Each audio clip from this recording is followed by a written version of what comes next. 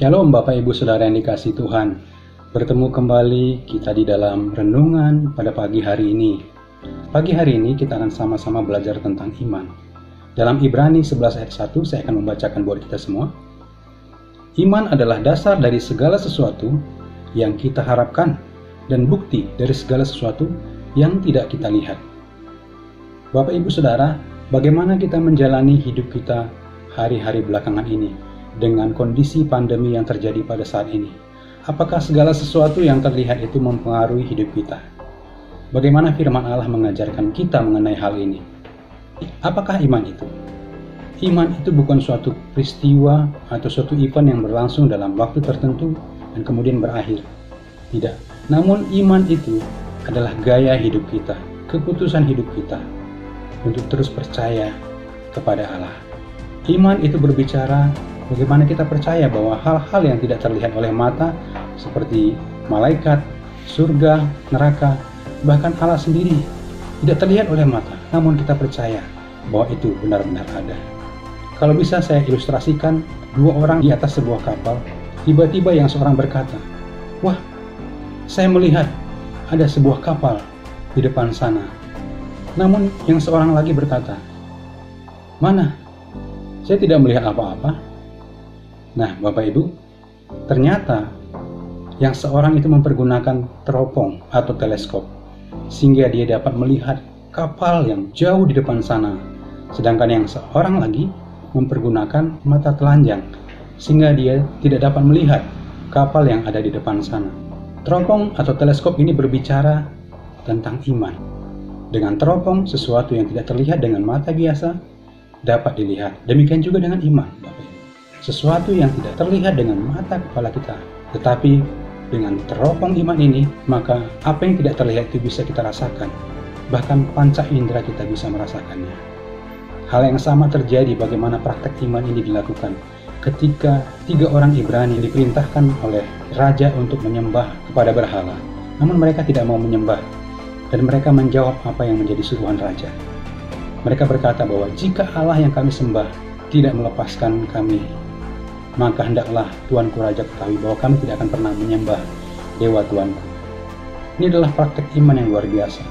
Mereka percaya, Bapak Ibu Saudara, bagaimana mereka mengerti bahwa mereka harus menyembah kepada Allah saja.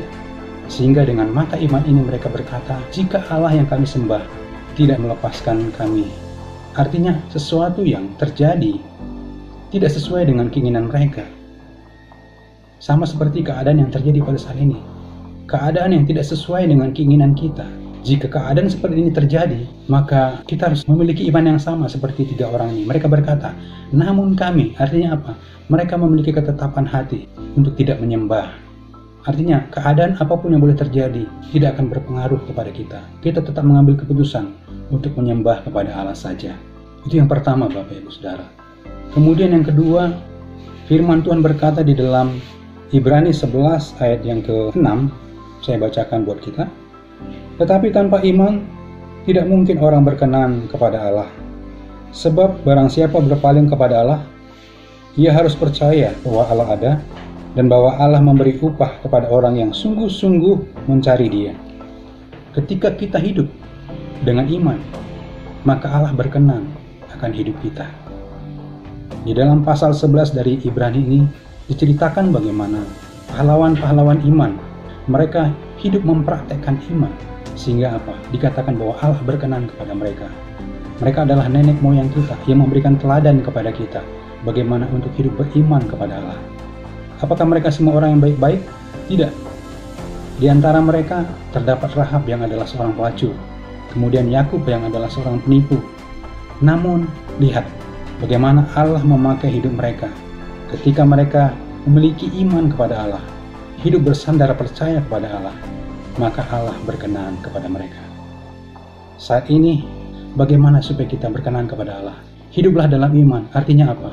Kita berpikir, kita bertindak, kita mengerjakan segala sesuatu dengan satu tujuan, untuk menyenangkan hati Tuhan saja. Ketika kita melakukan hal itu, saya percaya perkenanan Tuhan nyata atas hidup kita. Yang ketiga, Bapak Ibu Saudara, saya membacakan dari Ibrani 11 ayat 3. Karena iman kita mengerti bahwa alam semesta telah dijadikan oleh firman Allah, sehingga apa yang kita lihat telah terjadi dari apa yang tidak dapat kita lihat. Firman Allah berkata bahwa alam semesta dengan segala isinya itu dijadikan oleh Allah. Yang ketiga, kita belajar bahwa segala sesuatu yang terjadi itu dirancang dan direncanakan oleh Allah. Ketika kita tidak dapat mengerti bahwa segala sesuatu alam semesta ini terjadi seturut dengan kehendak Allah, maka kita gagal dalam iman. Kita bisa membayangkan bagaimana alam semesta ini, bumi, planet-planet, dalam galaksi-galaksi yang begitu luasnya, planet-planet tersebut berputar pada lintasannya. Allah merancangkan dan mendesain sedemikian rupa, sehingga mereka berputar dengan teratur, tanpa berbenturan satu dengan yang lainnya. Dapat kita bayangkan, jika lintasan dari planet ini berpindah 1 derajat saja, maka akan terjadi kehancuran yang besar. Namun yang luar biasa, kita melihat bahwa Allah telah merancangkan dan mendesain, sehingga alam semesta ini berjalan sedemikian rupa. Hal yang sama Bapak Ibu Saudara, pandemi yang terjadi pada saat ini, kita harus menyadari bahwa semua ada dalam kendali Allah, itu ada dalam intervensi Allah. Sehingga kita harus percaya bahwa dengan iman kita melihat bahwa apapun yang terjadi pada saat ini, Tuhan bekerja di dalamnya, Tuhan intervensi di dalamnya, Allah pegang kendali Bapak Ibu Saudara. Hari ini kita belajar bahwa iman itu merupakan gaya hidup kita. Dengan iman, maka hidup kita akan diperkenan oleh Allah. Dan dengan iman kita percaya bahwa segala sesuatu yang terjadi itu di dalam kendali Allah dan seturut dengan kehendak Allah. Mari hari ini kita menghidupi kebenaran firman ini. Kita hidup di dalam iman, dan ketika kita melakukan hal ini, maka hidup kita akan mendapat perkenanan daripada Allah. Selamat pagi, selamat beraktivitas bagi kita semua. Selamat menjadi berkat. Tuhan Yesus memberkati.